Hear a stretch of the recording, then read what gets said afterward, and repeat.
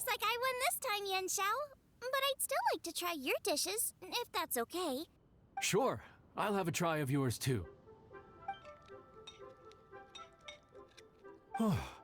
Truly exquisite. No doubt in my mind why you're the winner here. This Adeptus Temptation is really good. It's so fresh, I'm almost moved to tears. Well, just goes to show that you have a taste for the finer things in life. No, you've got me all wrong. We're just a small neighborhood restaurant too, so I totally understand. Food is life, and customers are at the heart of all food culture. So humble food cooking is not to be looked down upon. Is that right? Huh. I'd heard you'd gotten famous for your experimental approach to cooking and were all about fancy and exclusive foods.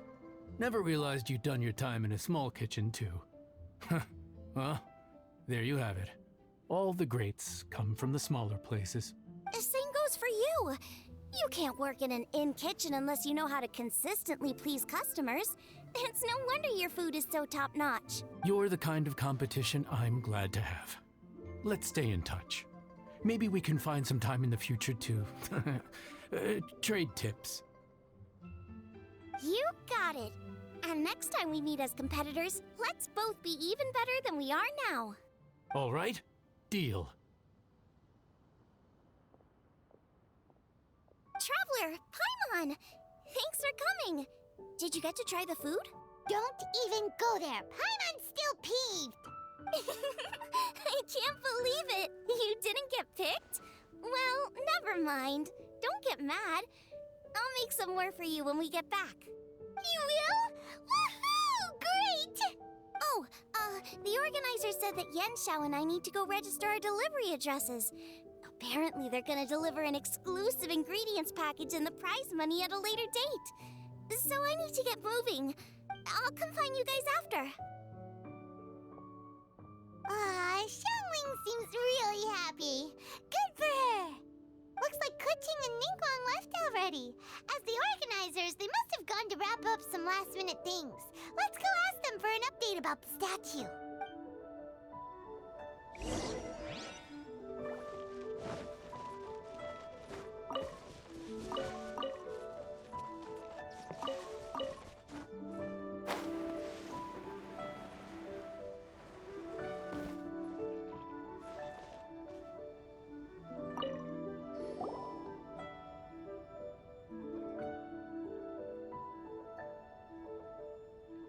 Keqing, there you are!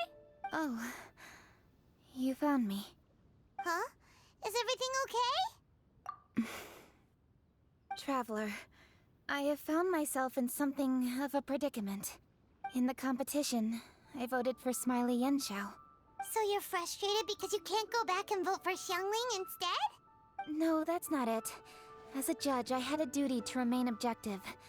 I made my decision after thinking about it very carefully, and my conscience is clear. Xiangling is my friend, so by rights, I should be honest with her about this. But, as you know, I voted based purely on my personal opinion.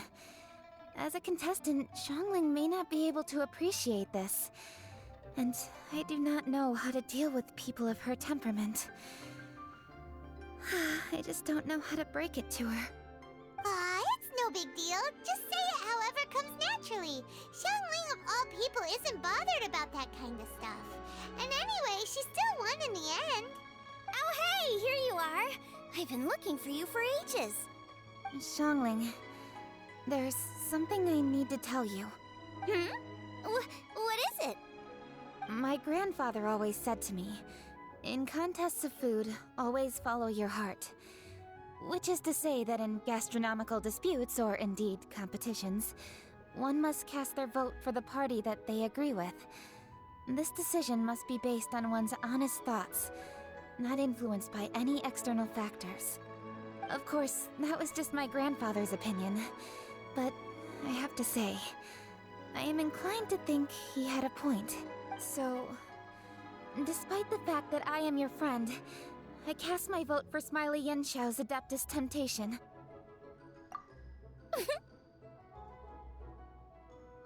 Well, maybe it was.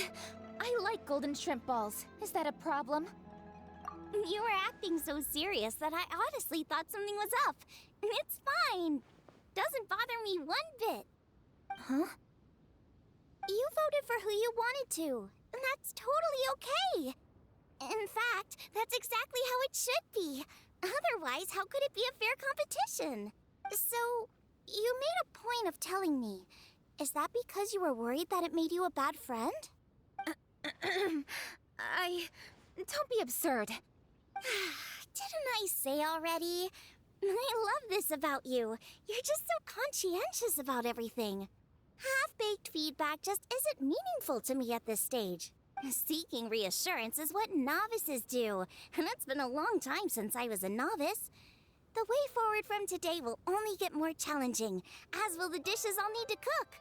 Honestly, I'll need friends like you along the way. You have a strong sense of responsibility, Keqing. But you know, not everything is always about responsibility. Yes, you're a Qixing, but you're also you, Keqing. When you're with friends, you don't need to think about everything so thoroughly. You know that's what Ningguang's like, right? Beto's always telling me about how well she gets along with Ningguang. They even play chess aboard her ship sometimes. So you see, Ningguang's kind of bold in that she doesn't let her identity and reputation get in the way of her ability to have a good time. You can take a leaf out of her book. Outside of work, it's time to let go and relax. Traveler, Xiangling, anyway, what are we standing around here for? Let's go and check on the status of the Stove God statue. Oh, yeah! Paimon had nearly forgotten about that. Let's go see.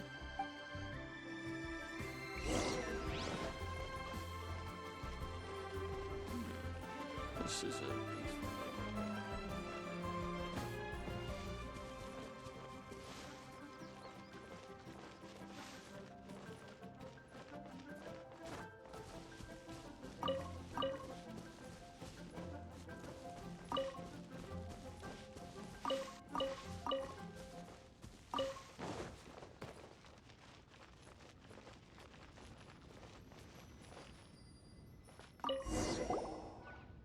How strange. It hasn't changed one bit. This doesn't make any sense. We cooked our hearts out. Does this mean the competition wasn't enough to awaken the statue? Oh well. I suppose it was simply not meant to be. Yeah, we've waited this long already. There's no harm in waiting a little longer.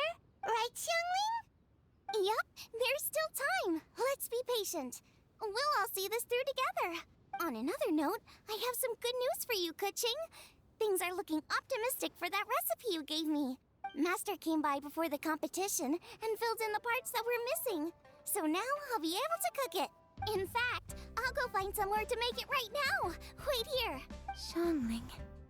Oh, and Traveler, could you come with me? Huh? You only just beat Smiley Yanxiao. You think you're up for challenging us already?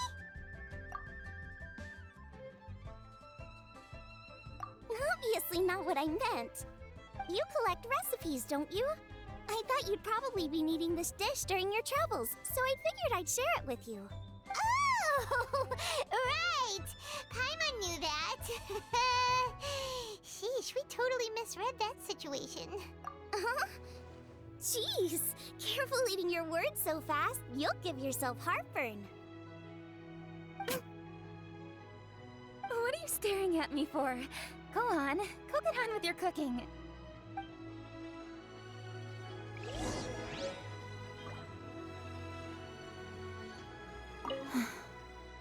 Will we ever manage to reawaken the statue?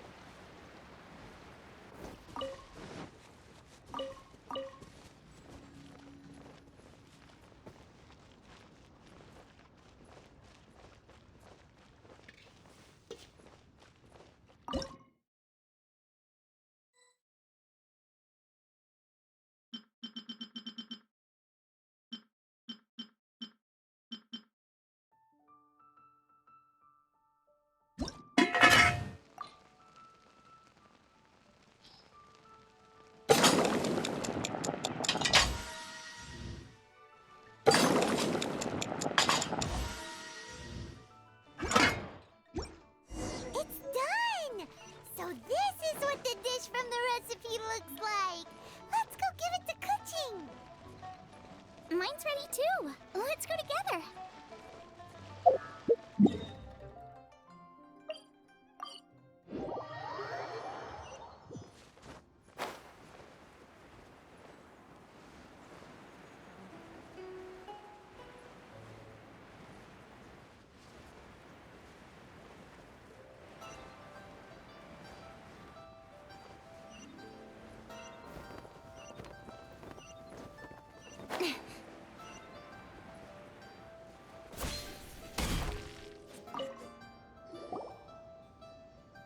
We're back! The Traveler and I made one each. Here, have a taste while it's still warm. Thank you. Don't mind if I do.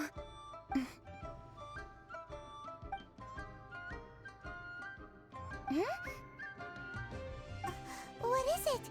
What does that face mean? This flavor. I've tasted it before. Apologies. Xiangling, Traveler, thank you both. This is everything I had hoped it would be. It tastes wonderful and, quite amazingly, somehow it took me right back to my childhood, when my grandfather was still around. Really? That's awesome! I didn't have a chance to fully explain before. In fact, when Master had filled in the missing parts of the recipe for me, I realized that I already knew how to make this dish. You already knew? You mean you were able to make this without ever seeing the recipe? Uh-huh. My dad taught me how to make it. Wait, but isn't this dish from Kuching's grandpa's notes, though? About that. I do not believe that this recipe was my grandfather's creation. My grandfather was a well-known real estate tycoon in Liyue, and also a scholar. He was an avid collector of old books and was quite knowledgeable on many of Liyue's customs and traditions that are no longer practiced. As a child, I used to spend a lot of time with him in his study. We'd read the classics together, then debate how much of it was actually genuine, and whether Rex Lapis was real or not. He used to say, books are just a bridge that bring us a little closer to history. It's up to those of us in later generations to ask these questions, search for the answers, and decide what they mean. Since then, my grandfather has passed on, and I've grown up to become a Qixing. My views on Rex Lapis have changed in this time too, from myth to reality. For me, the name Rex Lapis is inextricably wound up with memories of my grandfather. Whenever I see his name written down, it always reminds me of sitting in my grandfather's study, seeing all of his notes. As I said earlier, this recipe came from those same notes. It's an ancient dish that he was trying to restore to its original form. But, unfortunately, without the full recipe, he never quite succeeded. Still, each time he tried cooking it, he'd always get me to have a taste while it was still warm. The memories. This really is the taste of my childhood. Ancient dish? Are cornbread buns really that old? Well, at least in my family it is. My dad learned how to make it from his dad, and supposedly it's been passed down that way for generations. We call them chili minced cornbread buns. They're a traditional folk food snack, easy to pack up and take with you on the road, so they're the perfect thing to eat on the go. La la la. Seeing Guoba just reminded me of something. I actually made this dish on the day I first met Guoba. How did you first meet? It was in a cave in the mountains. I ducked inside to get out of the rain and saw an offering table in there, so I put the cornbread buns I'd brought with me on it. Then I ended up falling asleep, and when I woke up, I found out that Guoba had eaten every last one. Guoba followed me around ever since. We're practically family now. Hold up! Stop the conversation! Look! The stone!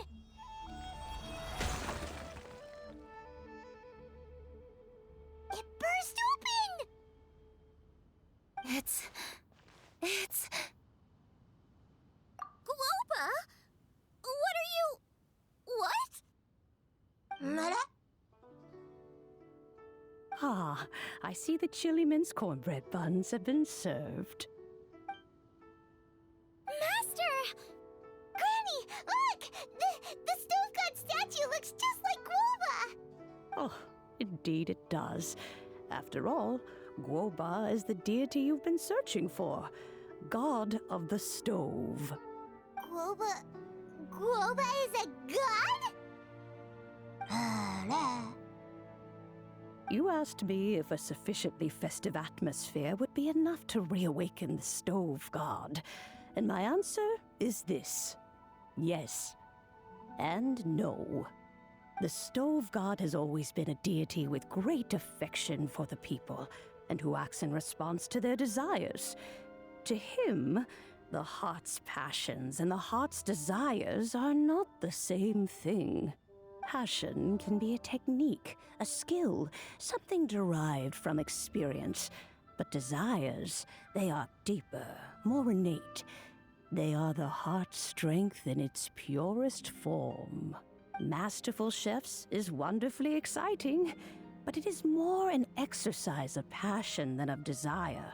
And passion alone will not suffice to reawaken the stove god from his deep slumber. But just now, when Kuching ate this dish he had longed for, a deeply held desire was fulfilled. As well as receiving an answer to her question, she also gained something much more precious. A moment of poignant nostalgia so vivid, it felt like she was right there alongside her grandfather. The enormous power unleashed by the fulfillment of this desire resonated with the stove god's statue, and caused it to manifest once more the form it took in the past. Of course, the stove god himself is not contained within the statue. The true stove god has been here with us all along. How does it feel, seeing a statue of yourself from your glory days? Look at him. Still so majestic. Glory days? Wait, what happened? Did Guoba used to be different from now? Oh, yes. Back in his day, your Guoba was once the patron god of the soil. But all the wisdom and power he had then, he has since surrendered to the soil itself. A god surrendering their power to the soil. I have heard this turn of phrase before, but what does it mean? The kinds of trials and tribulations that a land can face are far more than you could imagine. Droughts, floods, torrential rain, hurricanes, earthquakes, tsunamis, fires, and plagues. The threat of disaster will never fully disappear from Liyue. Even woes that have never been faced before in history will come to pass in the future. Such things affect you mortals far more than we Adepti, with our immortal forms. He once walked with you over the barren plains until you arrived at last at the harbor. He joined you in building your dwellings and lighting the stoves. It was his hand that lit the very first street lamp of Liyue and brought the aroma of cooked food into every household in the land. You mortals no longer remember him, but back in the age when you did, he was the closest of all the Adepti to the common folk. Machosius, god of the stove, born from a spark when stone struck stone. He was a god with a great love for humanity and their well-being. Millennia ago, the people sought to expand their city. They built a dwelling on the plains and called it the Guili Assembly. The stove god cared greatly for the people, turning himself into minions who went into every home, fostering food and solidarity alike. Alas, their home was taken by a flood. The waters ravaged the Guili Assembly and forced the people back south to Liyue Harbor. Though the distance was not far, the journey was plagued by a terrible storm. For a dozen days, the Adepti stayed by their side. During this time, the stove god cooked an ancient delicacy, flatbread with a meat sauce to stave off the cold and damp, fit for those on the move. Centuries later, disaster and plague arose once more. The stove god would appear no longer, for he placed all of his power into the land itself to quell the calamities. His power expended, and his wits greatly reduced. Thus his body decreased in size. By the time he parted ways with us, he wasn't even the height of a human. He told Rex Lapis and I of the dishes that bring joy and of the secrets of the flame, then went into the mountains and entered into a long slumber.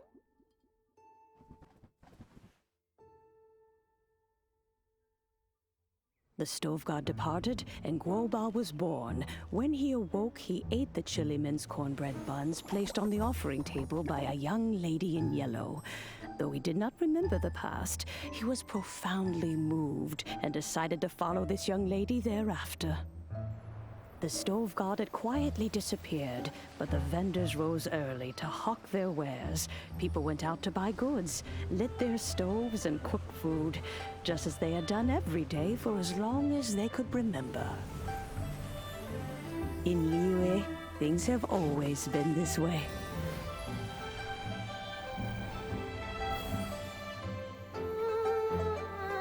Nature provides, the mountains rejoice. We are blessed by heaven's good grace. Years have gone by. The world has transformed, but our way of life survives.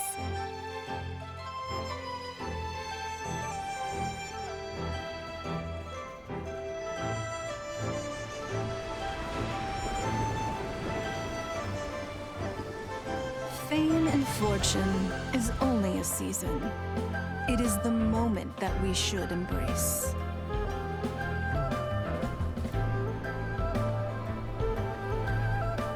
Past meets present. Heritage becomes legacy. Long into the future may we thrive.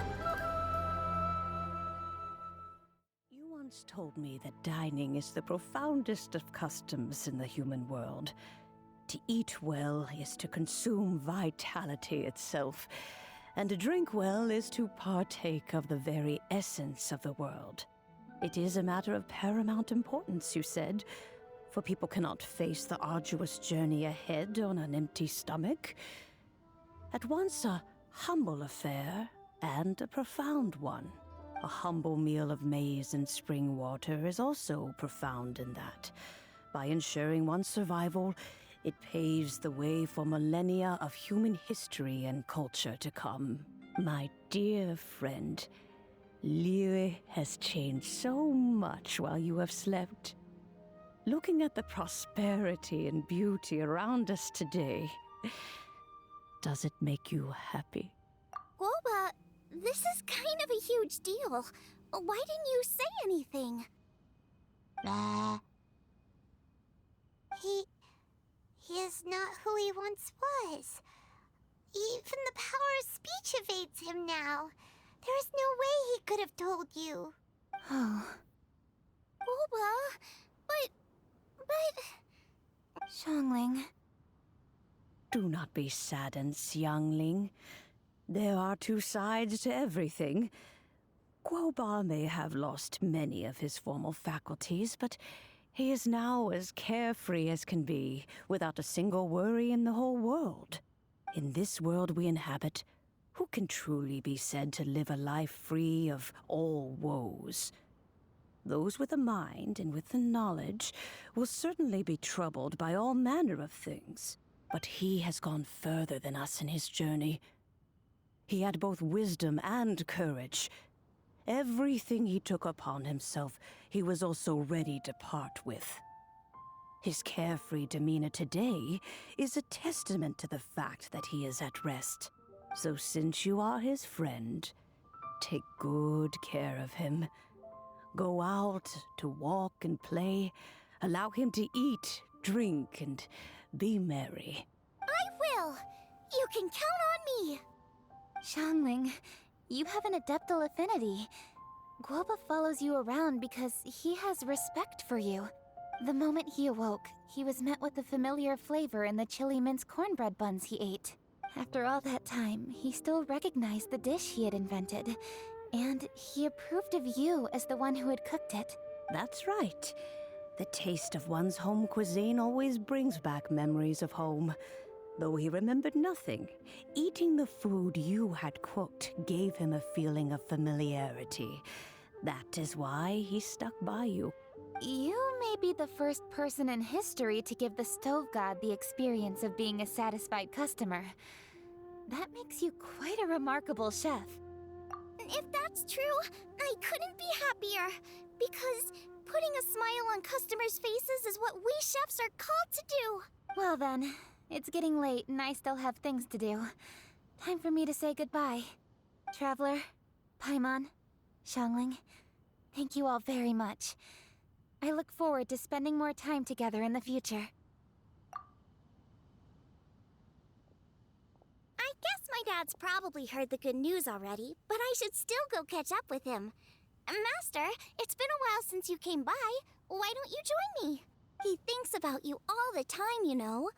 He's always telling me to invite you over. Oh, goodness me. Then, far be it from me to refuse. Off we go, then. Let's saunter over gently and see how all the city folk are getting along.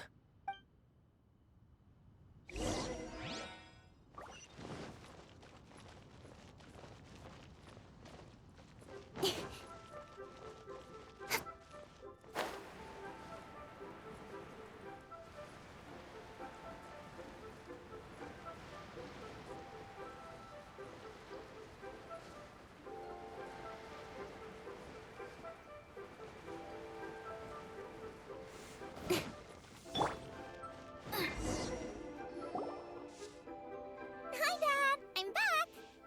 Hey, what are you doing there? I should be the one handling that. Oh no! Guoba's taken off!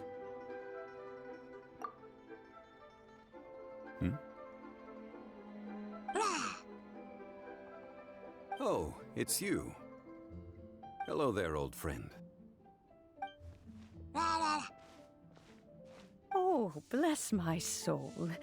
Are you out for a stroll as well?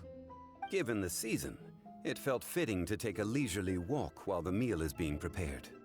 Quite right. And it also gave us the chance to run into you. Guoba may not recognize you, but as ever, he seems quite delighted to see you.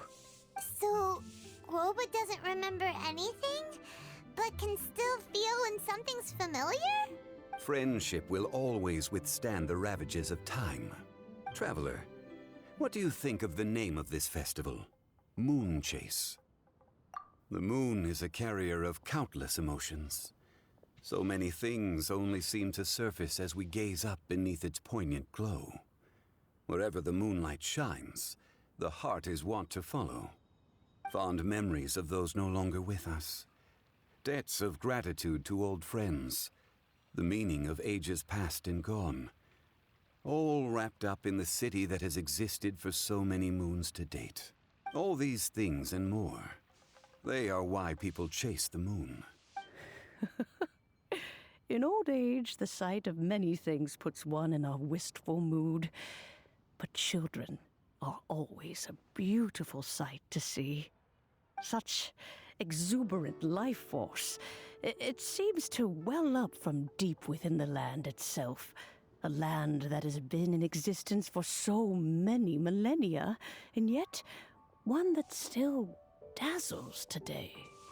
Traveler, this Moon Chase Festival has been all the more entertaining with you here to witness it. Now, let's have Xiangling brew us a nice pot of tea. We shall drink and chat at our leisure.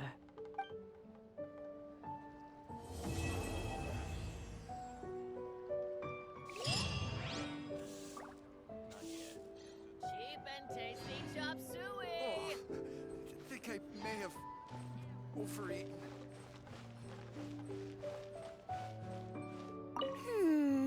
Everyone's here to eat. What should I cook? Let me think.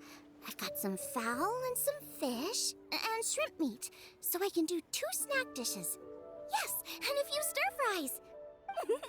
Everyone's gonna love it. Cheap and tasty chop suey!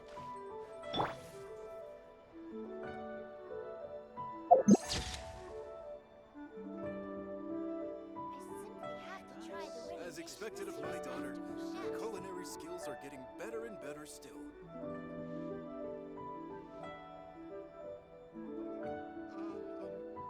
Is it time for some Moonchase specialties? Cheap and tasty chop suey!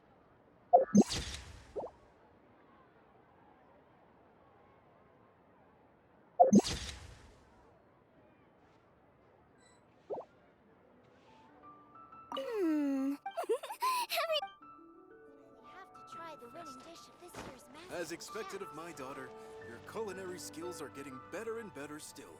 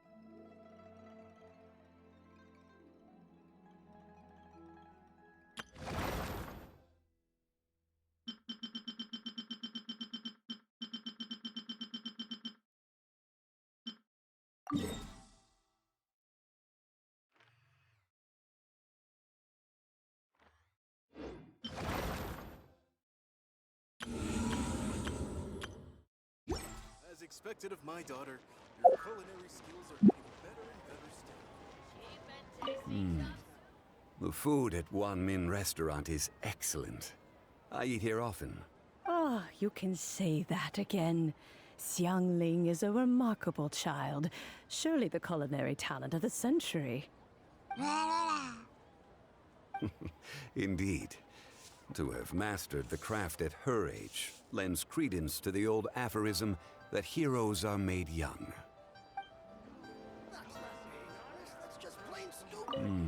Ah, you can... Indeed.